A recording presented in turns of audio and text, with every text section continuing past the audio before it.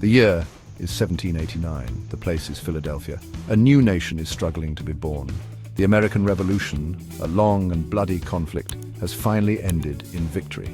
The 13 colonies have won their independence from Great Britain. Now they face the daunting task of governing themselves. The Articles of Confederation, the first attempt at a national government, have proven to be too weak. A new constitution has been drafted, one that provides for a stronger central government with a president as its head. But who will be the first president? What will his role be?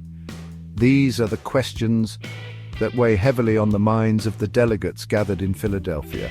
The delegates knew they needed a leader who could unite the fledgling nation. They needed someone who commanded respect, someone who could heal the wounds of war and inspire confidence in the new government. They found their leader in George Washington, the hero of the Revolution. George Washington's presidency was marked by a series of critical decisions that shaped the course of American history. He established the principle of executive privilege, asserting the president's right to withhold information from Congress and the courts. He created the first cabinet, appointing Thomas Jefferson as Secretary of State and Alexander Hamilton as Secretary of the Treasury. These two brilliant but fiercely opposed men would clash repeatedly over the direction of the new government, with Hamilton advocating for a strong central government and a national bank, while Jefferson championed states' rights and a more agrarian society. One of Washington's most significant accomplishments was his handling of the Whiskey Rebellion. In 1794, farmers in western Pennsylvania revolted against a federal tax on whiskey. Washington, determined to assert the authority of the new government, personally led a force of militia to quell the rebellion. The rebellion collapsed without bloodshed, demonstrating the power of the federal government and reinforcing the principle that the Constitution was the supreme law of the land. In foreign affairs, Washington sought to steer a course of neutrality, avoiding entangling alliances that could drag the young nation into another war. In his farewell address, issued in 1796 as he prepared to leave office, he warned against the dangers of political parties and foreign entanglements, advice that would resonate throughout American history. He also urged his countrymen to embrace unity and patriotism, reminding them that they were one people. Washington's presidency was a time of both challenge and accomplishment. He had successfully guided the nation through its infancy, establishing a stable government and setting precedents that would shape the presidency for centuries to come. His leadership and vision helped to solidify the fragile Union and lay the foundation for the United States to become a global power. His legacy as the father of his country remains secure, a testament to his enduring impact on the nation he helped to create. Following Washington's retirement, the nation faced its first contested presidential election. John Adams, a leading figure in the American Revolution and Washington's vice president, narrowly defeated Thomas Jefferson, becoming the second president of the United States. Adams' presidency was marked by growing partisan divisions between the Federalist Party, which he represented, and the Democratic-Republican Party, led by Jefferson. The Federalists favored a strong central government and close ties with Great Britain, while the Democratic Republicans advocated for states' rights and a more agrarian society. One of the most significant events of Adams's presidency was the passage of the Alien and Sedition Acts, a series of laws designed to silence criticism of the government. These acts, which were widely seen as an attack on freedom of speech and the press, sparked outrage among the Democratic Republicans and contributed to the growing partisan divide. Jefferson, in particular, was a vocal critic of the Alien and Sedition Acts, arguing that they violated the First Amendment. In 1800, Thomas Jefferson defeated John Adams in a bitterly contested election that marked the first peaceful transfer of power between opposing political parties in American history. Jefferson's presidency ushered in an era of westward expansion and democratic reform. One of his most significant achievements was the Louisiana Purchase in 1803, in which the United States acquired a vast territory from France, doubling the size of the nation.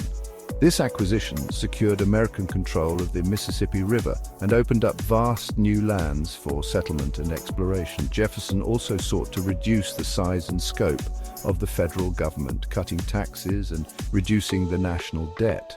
He believed that a smaller, less intrusive government was essential to protecting individual liberty. His vision of an agrarian republic, where farmers were the backbone of society, would shape American ideals for generations to come. Section 4. Westward expansion and its consequences. The 19th century was a period of dramatic westward expansion in the United States. Fueled by the belief in manifest destiny, the idea that America had a divine right to expand its territory from coast to coast, settlers, pioneers, and entrepreneurs pushed westward, seeking land, opportunity, and adventure. This westward movement had a profound impact on the nation's development, shaping its economy, its politics, and its identity.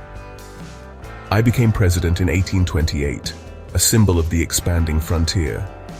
My presidency was marked by a commitment to expanding democracy and promoting the interests of the common man.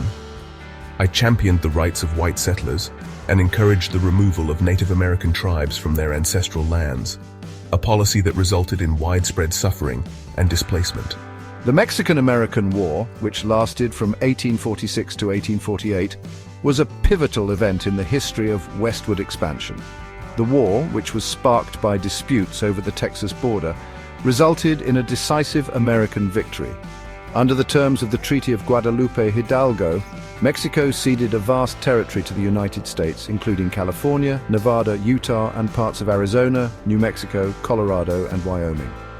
This territorial acquisition further fueled westward expansion and intensified debates over the expansion of slavery into new territories.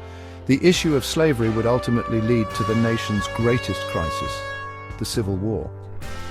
As the United States expanded westward, the question of whether slavery should be allowed in new territories became increasingly divisive. The Missouri Compromise of 1820 attempted to maintain a balance between slave and free states, but the issue continued to simmer, eventually boiling over in the 1850s with the rise of sectionalism and the formation of the Republican Party, which opposed the expansion of slavery. Section 5, A Nation Divided, Lincoln and the Civil War.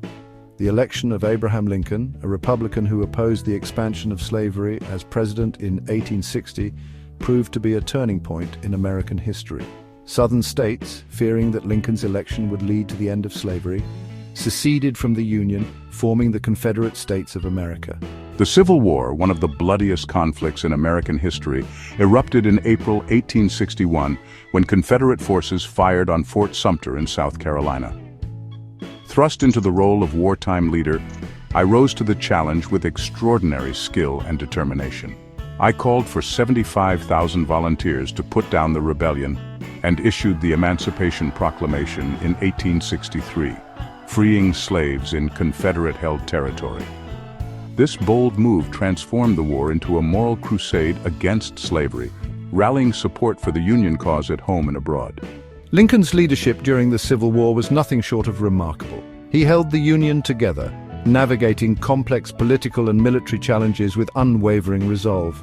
He possessed a rare combination of pragmatism and idealism, of firmness and compassion. He understood that the war was not just about preserving the Union, but about ending slavery and creating a new birth of freedom for all Americans. Lincoln's assassination in April 1865, just days after the Confederate surrender at Appomattox Courthouse, was a devastating loss for the nation. He had led the country through its darkest hour, preserving the Union and ending slavery. His legacy as one of America's greatest presidents remains secure, a testament to his unwavering commitment to freedom, equality, and the promise of America.